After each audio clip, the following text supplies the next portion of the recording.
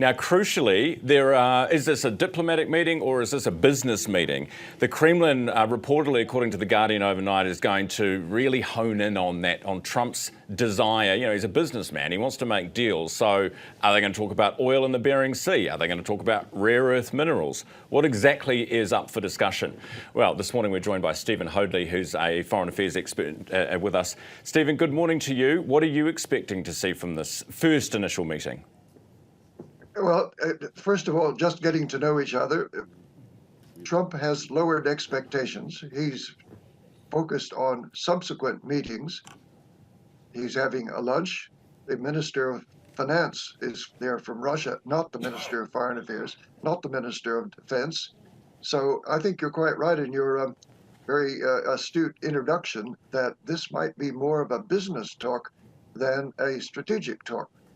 Is that necessarily a bad thing? If business is what gets peace, does it matter how you got there? Well, let's distinguish peace from a ceasefire. We want a ceasefire in the first instance and stop the missiles going in both directions, particularly from Russia into the residential areas of Ukraine.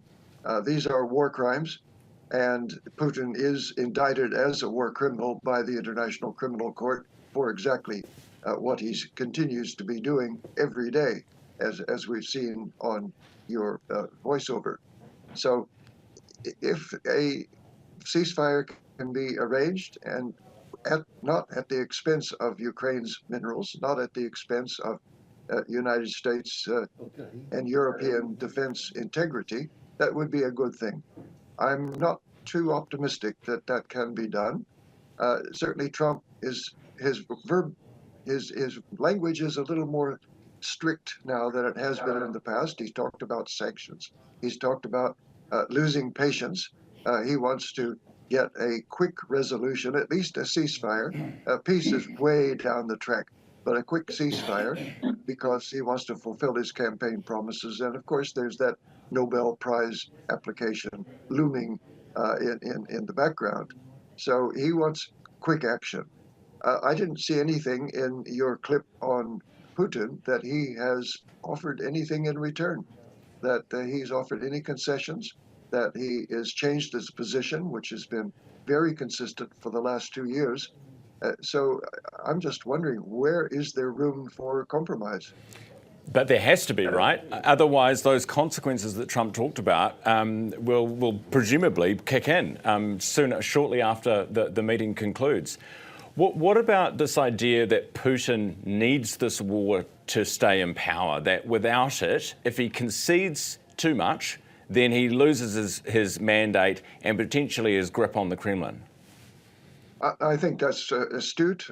Certainly, he staked his future on the war, on the special military operation to bring Ukraine into Russia's orbit.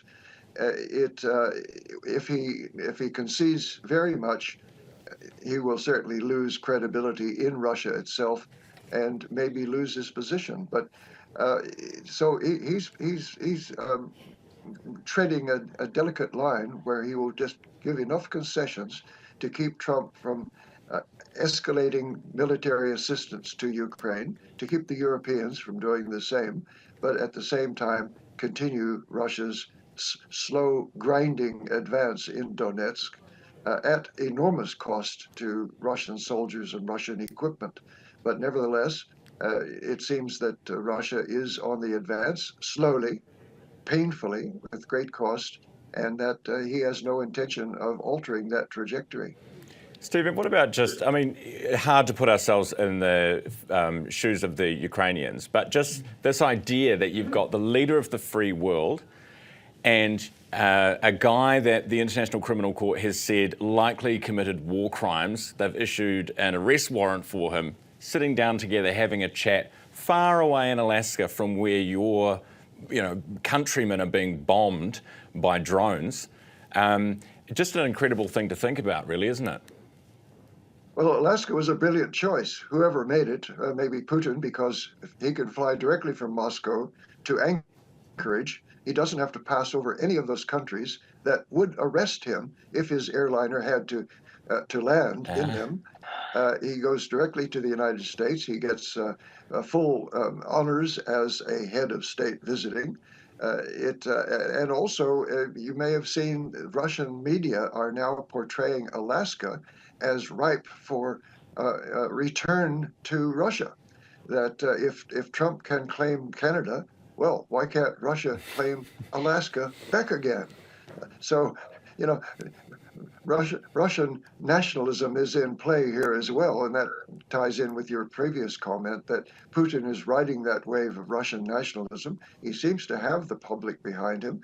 There is only one TV channel, that's Channel Putin, only one radio channel, that's Radio Putin. So the Russian public appear to be willing to go along with Putin at the present time.